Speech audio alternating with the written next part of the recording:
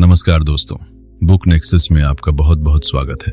क्या आपको कभी ऐसा लगता है कि आप अपनी जिंदगी बदलना चाहते हैं लेकिन समझ नहीं आता शुरुआत कहां से करें? बहुत लोग चेंज चाहते हैं लेकिन हैबिट्स नहीं बदलते। कुछ लोग सपने देखते हैं लेकिन एक्शन नहीं लेते, और कुछ लोग एक्शन लेते भी हैं लेकिन कंसिस्टेंसी नहीं बना पाते। यही इस किताब की सबसे पावरफुल बात है। जिंदगी अचानक नहीं बदलती, जिंदगी छोटे छोटे डिसीजंस, डेली माइंडसेट और कंसिस्टेंट एक्शंस से बदलती है। How to change your life हमें सिखाती है कि अगर इंसान अपनी सोच, आदतें, फोकस और डायरेक्शन बदल दे तो धीरे धीरे उसकी पूरी लाइफ का रास्ता बदल सकता है। यह किताब किसी मैजिक शॉर्टकट की बात नहीं करती, यह प्रैक्टिकल ट्रांसफॉर्मेशन की बात करती है, ऐसे बदलाव की जो डेली लाइफ में अप्लाई किए जा सके। इस समरी में भी समझेंगे चेंज क्यों मुश्किल लगता है, माइंडसेट कितना इंपॉर्टेंट है, हैबिट्स कैसे फ्यूचर बनाती हैं, फियर और एक्सक्यूजेस कैसे रोकते हैं, और कैसे छोटे कंसिस्टेंट स्टेप से बड़ी ट्रांसफॉर्मेशन पॉसिबल होती है। तो चलिए शुरू करते हैं, क्योंकि हो सकता है आपकी जिंदगी बदलने की शुरुआत किसी बड़े बाहरी कदम से नहीं, एक छोटे इनर डिसीजन से हो। अगर आप ऐसी powerful audio book summaries, life changing books की लेसन्स और सेल्फ ग्रोथ कंटेंट पसंद करते हैं तो चैनल को सब्सक्राइब जरूर कर लीजिए। वीडियो पसंद आए तो लाइक जरूर कीजिए, अपने दोस्तों के साथ शेयर कीजिए और कमेंट करके बताइए कि आप अगला कौन सी बुक की समरी देखना चाहते हैं। अब बिना समय गंवाए शुरू करते हैं how to change your life की पावरफुल समरी। चैप्टर 1, बदलाव की शुरुआत अंदर से होती है। इस किताब का पहला बड़ा लेसन यह है कि लाइफ चेंज बाहर से पहले अंदर से शुरू होती है। बहुत लोग सोचते हैं जब सिचुएशन बदल जाएगी तब मैं बदलूंगा, जब सही टाइम आएगा तब शुरू करूंगा, जब मोटिवेशन आएगी तब मेहनत करूंगा। सुनने में यह बात सही लगती है, लेकिन असल जीवन में ऐसा बहुत कम होता है, क्योंकि अगर इंसान हर बार परफेक्ट सिचुएशन का इंतजार करता रहेगा तो वह कभी शुरू ही नहीं कर पाएगा। सच्चाई यह है कि लाइफ में क्लैरिटी, कॉन्फिडेंस और प्रोग्रेस अक्सर शुरुआत के बाद आती है, शुरुआत से पहले नहीं। पहले इंसान बदलता है, फिर सिचुएशन बदलनी शुरू होती है।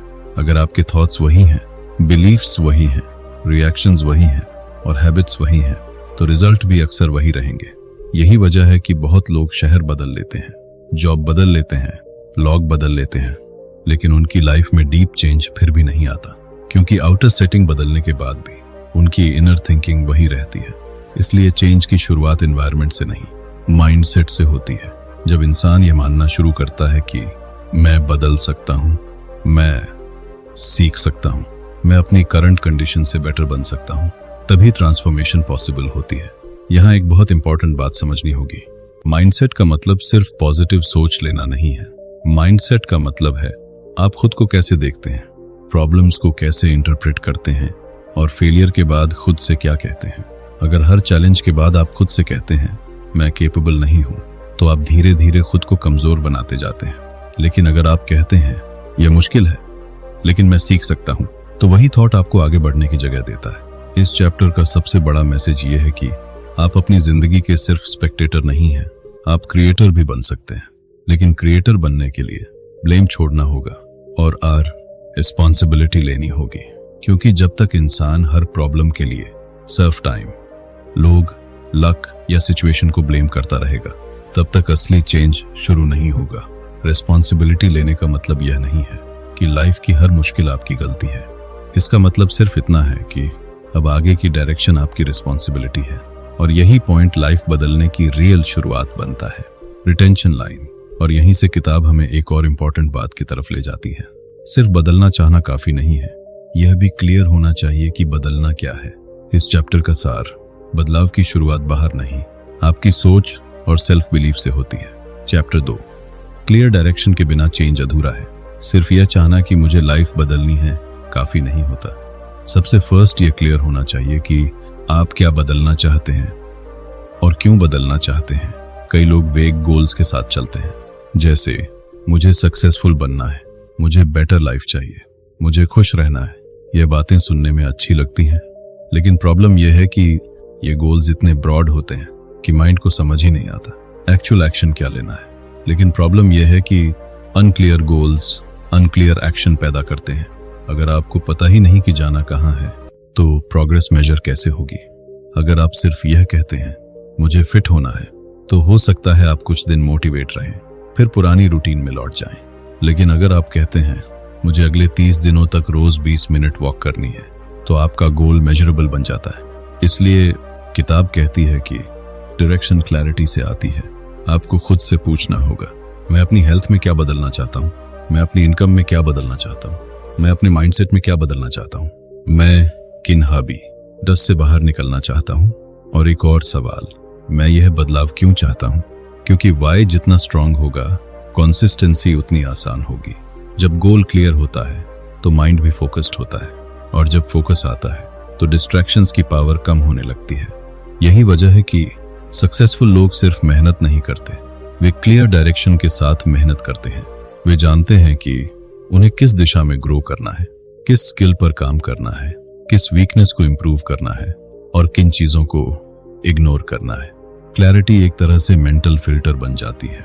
यह डिसाइड करती है कि किस बात पर एनर्जी लगानी है और किस बात को छोड़ देना है। Retention line.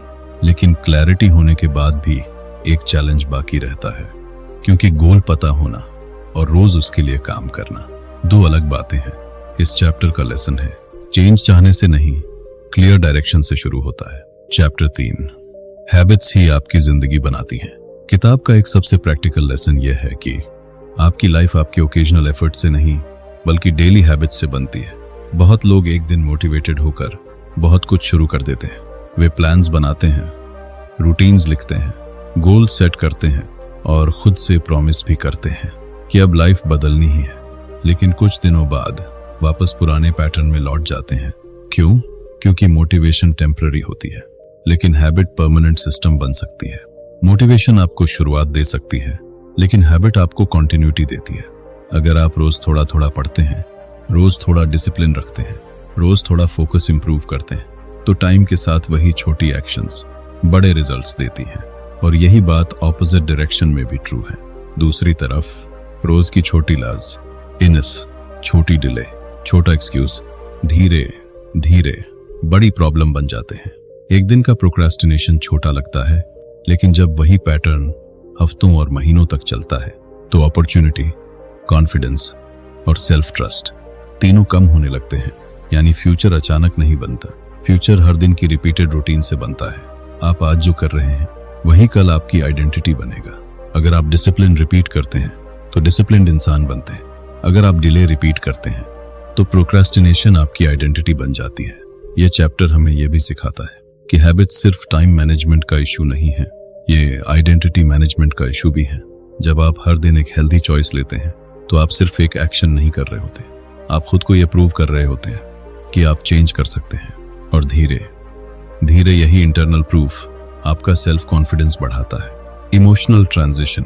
शायद यही वजह है कि कई लोग टैलेंट होने के बावजूद पीछे रह जाते हैं, क्योंकि टैलेंट कभी कभी जीतता है, लेकिन हैबिट अक्सर जीतती है। इस चैप्टर का कोर मैसेज है, आप जो बार बार करते हैं आखिरकार आप वही बन जाते हैं। चैप्टर 4, फियर और एक्सक्यूजेस सबसे बड़ी रुकावट है। कई बार इंसान को रास्ता पता होता है, फिर भी वह आगे नहीं बढ़ता। क्यों? क्योंकि उसे फेलियर का डर होता है। लोग क्या कहेंगे, इसका डर होता है। कंफर्ट जोन छोड़ने का डर होता है। और कई बार डर बहुत ऑब्वियस नहीं होता, कई बार वह एक्सक्यूजेस के रूप में सामने आता है। और जब फियर आता है तो उसके साथ एक्सक्यूजेस भी आते हैं। अभी सही टाइम नहीं है, मैं तैयार नहीं हूं, कल से शुरू करूंगा, मेरे पास रिसोर्सेज नहीं है। इनमें से कुछ एक्सक्यूजेस प्रैक्टिकल लग सकते हैं, लेकिन बहुत बार ये एक्सक्यूजेस एक्शन को डिले करने का तरीका न जाते हैं। धीरे धीरे एक्सक्यूज एक हैबिट बन जाता है, और हैबिट बनकर प्रोग्रेस को रोक देता है। सबसे डेंजरस बात यह है कि इंसान खुद को कन्विंस भी कर लेता है कि वह सही रीजन की वजह से रुक रहा है, जबकि सच में वह सिर्फ फियर की वजह से रुक रहा होता है। किताब यह समझाती है कि फियर को खत्म करने का सबसे अच्छा तरीका है एक्शन। क्योंकि जितना आप वेट करते हैं फियर उतना बड़ा लगता है, और जितना आप छोटे कदम लेते हैं फियर उतना छोटा होने लगता है।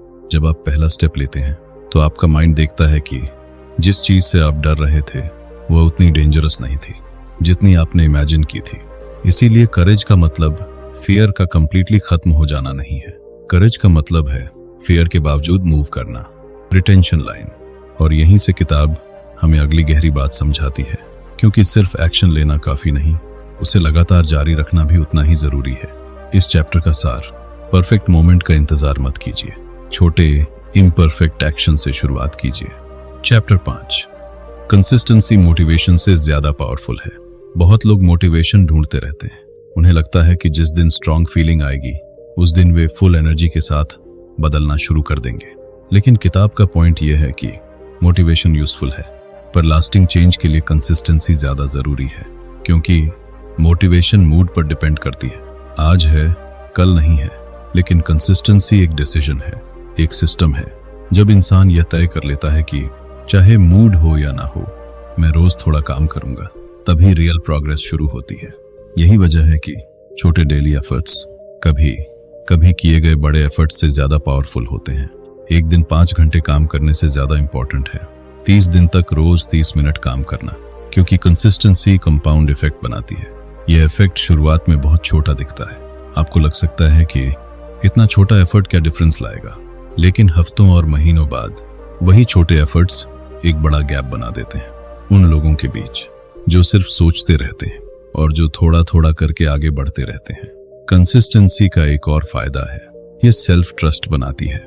जब आप रोज अपने छोटे कमिटमेंट पूरे करते हैं तो आपका माइंड सीखता है कि आप खुद पर भरोसा कर सकते हैं, और लाइफ बदलने के लिए सेल्फ ट्रस्ट बहुत जरूरी है।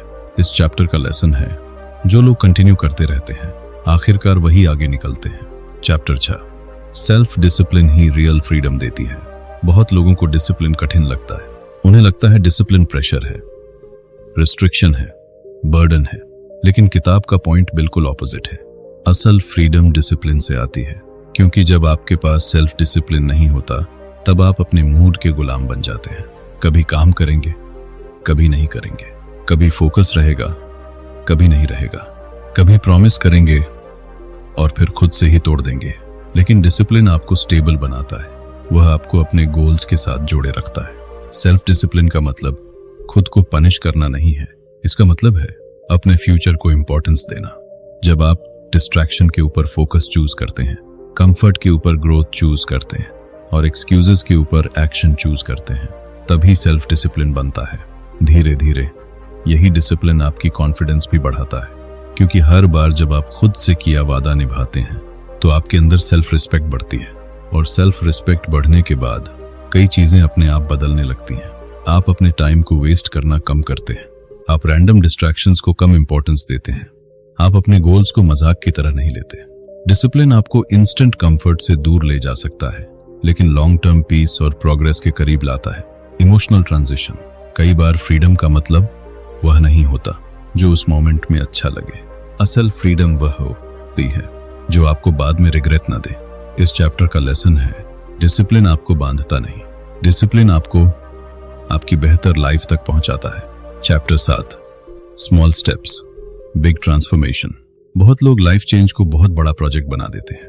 उन्हें लगता है कि अगर चेंज करना है तो सब कुछ एक साथ बदलना पड़ेगा, लेकिन यही अप्रोच अक्सर फेलियर की वजह बनती है। किताब हमें सिखाती है कि बिग ट्रांसफॉर्मेशन स्मॉल स्टेप्स से शुरू होती है। अगर आप एक ही दिन में पूरी रूटीन बदलने की कोशिश करेंगे तो माइंड जल्दी थक जाएगा, लेकिन अगर आप छोटे चेंजेस से शुरुआत करेंगे तो उन्हें मेंटेन करना आसान होगा। जैसे रोज 10 मिनट पढ़ना, रोज 15 मिनट वॉक करना, रोज 20 मिनट फोकस्ड काम करना, रोज 5 मिनट प्लानिंग करना। ये छोटे स्टेप्स मामूली लगते हैं, लेकिन यही स्टेप्स टाइम के साथ आइडेंटिटी बदल देते हैं, क्योंकि छोटे स्टेप्स रेजिस्टेंस कम करते हैं। वे माइंड को ये फील नहीं होने देते कि कोई बहुत बड़ा प्रेशर आ गया है, और जब रेजिस्टेंस कम होता है तो कंसिस्टेंसी आसान हो जाती है। यही कॉम्पाउंड ग्रोथ है, क्योंकि सक्सेस अक्सर ड्रामेटिक नहीं दिखती, वह क्वाइटली बिल्ड होती है। दिन ब दिन, हैबिट ब हैबिट, चॉइस ब चॉइस। एक दिन अचानक आपको लगता है कि आप पहले जैसे नहीं रहे, आप थोड़ा ज्यादा फोकस्ड हैं, थोड़ा ज्यादा डिसिप्लिन्ड हैं, थोड़ा ज्यादा काम है और थोड़ा ज्यादा क्लियर है। लेकिन यह चेंज किसी एक बड़े दिन की वजह से नहीं आया होता, यह उन छोटे स्टेप्स की वजह से आया होता है जिन्हें आपने बार बार रिपीट किया होता है। Retention line. और अब किताब हमें एक और बहुत जरूरी बात समझाती है, क्योंकि चेंज सिर्फ एक्शन का गेम नहीं है, यह एनवायरनमेंट का भी गेम है। इस चैप्टर का सबसे बड़ा मैसेज है, छोटी शुरुआत को कभी कम मत समझिए, क्योंकि बड़े बदलाव अक्सर छोटी कंसिस्टेंसी से पैदा होते हैं। चैप्टर 8, सही एनवायरनमेंट आपकी ग्रोथ को आसान बनाता है। इस किताब का अगला महत्वपूर्ण लेसन यह है कि सिर्फ विल पावर पर लाइफ चेंज टिकाऊ नहीं बनती। कई बार आपका एनवायरनमेंट ही यह तय करता है कि आप डिसिप्लिन रहेंगे या बार भटकेंगे। हम अक्सर सोचते हैं कि प्रॉब्लम सिर्फ हमारे अंदर है, लेकिन सच यह भी है कि हमारा सराउंडिंग, हमारी रूटीन, हमारे डेली ट्रिगर्स और हमारे आसपास के लोग हमारी चॉइसेस को बहुत अफेक्ट करते हैं। अगर आपका रूम हमेशा डिस्ट्रैक्टेड है, मोबाइल हर समय पास है, नोटिफिकेशंस लगातार आती रहती हैं और आपका पूरा दिन बिना स्ट्रक्चर के चलता है, तो फोकस बनाए रखना मुश्किल होगा। उसी तरह अगर आप ऐसे लोगों के बीच हैं जो हर पॉजिटिव कोशिश का मजाक उड़ाते हैं, हर नए प्रयास को छोटा बताते हैं और ग्रोथ को सीरियसली नहीं लेते, तो धीरे धीरे आपका माइंड भी वीक पड़ने लगता है। इसलिए एनवायरनमेंट डिजाइन करना बहुत जरूरी है। अगर पढ़ना चाहते हैं तो किताब को विजिबल रखिए। अगर डिस्ट्रैक्शन कम करनी है तो फोन को दूर रखिए। अगर सुबह डिसिप्लिन चाहिए तो रात की रूटीन सही कीजिए। अगर हेल्थी खाना है तो अनहेल्थी ट्रिगर्स को कम कीजिए। यह चैप्टर हमें सिखाता है कि गुड हैबिट्स को आसान बनाओ और बैड हैबिट्स को मुश्किल बनाओ। जब एनवायरनमेंट सपोर्ट करता है तो डिसिप्लिन पर प्रेशर कम हो जाता है। इसका मतलब यह नहीं कि आपको परफेक्ट एनवायरनमेंट का इंतजार करना है। इसका मतलब सिर्फ इतना है कि जहां तक पॉसिबल हो अपनी ग्रोथ के फेवर में सिस्टम बनाइए। Emotional transition. कई बार इंसान कमजोर नहीं होता, वह सिर्फ गलत सेटअप में फंसा होता है। इस चैप्टर का लेसन है सही एनवायरनमेंट आपके अच्छे डिसीजंस को आसान बना देता है। चैप्टर 9 पेशेंस और सेल्फ बेल ईफ चेंज को टिकाऊ बनाते हैं। यह किताब हमें आखिर में एक बहुत गहरी बात समझाती है। चेंज का प्रोसेस स्लो हो सकता है, लेकिन स्लो का मतलब यूजलेस नहीं होता। कई लोग कुछ दिन मेहनत करते हैं, फिर तुरंत रिजल्ट नहीं दिखता और वे सोचते हैं कि शायद कुछ बदल नहीं रहा। यहीं पर पेशेंस की जरूरत पड़ती है, क्योंकि लाइफ चेंज फार्मिंग की तरह है, इंस्टेंट डाउनलोड की तरह नहीं। आप आज बीज बोते हैं, कल पानी देते हैं, कुछ दिन बाद मिट्टी वैसी ही दिखती है, लेकिन इसका मतलब ये नहीं कि अंदर ग्रोथ नहीं हो रही। उसी तरह जब आप माइंडसेट बदलते हैं, नई हैबिट्स बनाते हैं, डिसिप्लिन प्रैक्टिस करते हैं, तो शुरू में रिजल्ट बाहर कम दिखता है, लेकिन अंदर फाउंडेशन बन रही होती है। और इसी समय सेल्फ बिलीफ बहुत इंपॉर्टेंट हो जाता है। अगर आप हर छोटे डिले के बाद डाउट करने लगेंगे तो आप प्रोसेस छोड़ देंगे। लेकिन अगर आप खुद से कहेंगे रिजल्ट स्लो है लेकिन मैं सही डायरेक्शन में हूं, तो आप जर्नी में टिके रहेंगे। पेशेंस का मतलब पैसिव होना नहीं है। पेशेंस का मतलब है काम करते रहना बिना जल्दी हार माने। सेल्फ बिलीफ का मतलब ब्लाइंड कॉन्फिडेंस नहीं है। इसका मतलब है खुद को यह परमिशन देना कि आप इम्परफेक्ट होते हुए भी ग्रो कर सकते हैं। हर बार जब आप गिरकर फिर उठते हैं, आप अपने माइंड को यह सिग्नल देते हैं कि आप खत्म नहीं हुए, आप अभी भी प्रोसेस में हैं। और शायद यही सबसे पावरफुल बात है। लाइफ बदलने वाले लोग परफेक्ट नहीं होते, वे बस क्विटिंग को फाइनल नहीं बनने देते। इस चैप्टर का लेसन है धैर्य और सेल्फ बिलीफ के बिना चेंज जल्दी टूट जाता है, लेकिन इनके साथ वही चेंज आइडेंटिटी बन जाता है। Final conclusion. तो आखिर इस पूरी किताब का सबसे बड़ा मैसेज क्या है? यह कि जिंदगी बदलना कोई ओवरनाइट प्रोसेस नहीं है। यह एक कॉन्शियस जर्नी है जो mindset, clarity, habits, discipline, environment, patience और कंसिस्टेंसी से बनती है। अगर आप अपनी सोच बदलते हैं तो डिसीजंस बदलते हैं। अगर डिसीजंस बदलते हैं तो एक्शंस बदलते हैं। अगर एक्शंस बदलते हैं तो रिजल्ट्स बदलते हैं। और जब रिजल्ट्स बदलते हैं तो धीरे धीरे पूरी जिंदगी बदलने लगती है। इसीलिए अगर आप सच में अपनी लाइफ बदलना चाहते हैं तो किसी परफेक्ट डे का वेट मत कीजिए, किसी मैजिक मोटिवेशन का वेट मत कीजिए, किसी बाहरी मिरेकल का वेट मत कीजिए। बस एक छोटा ऑनेस्ट कदम उठाइए, फिर उसे रिपीट कीजिए, फिर उसे हैबिट बनाइए, फिर अपने आसपास का एनवायरनमेंट बदलिए, फिर पेशेंस रखिए और सबसे जरूरी खुद पर भरोसा रखना मत छोड़िए। क्योंकि कई बार जिंदगी बदलने की शुरुआत किसी बड़े फैसले से नहीं, एक छोटे डेली एक्शन से होती है। आउटरो। अगर आपको यह समरी पसंद आई हो तो वीडियो को लाइक कीजिए, चैनल को सब्सक्राइब कीजिए और इसे अपने दोस्तों के साथ शेयर जरूर कीजिए। कमेंट करके बताइए कि इस समरी का कौन सा लेसन आपको सबसे ज्यादा पावरफुल लगा। और अगर आप चाहते हैं कि बुक नेक्सस पर अगली किस बुक की समरी आए तो उसका नाम भी कमेंट में जरूर लिखिए। मिलते हैं अगली पावरफुल बुक समरी में। तब तक सीखते रहिए, बढ़ते रहिए और अपनी जिंदगी को बेहतर बनाते रहिए।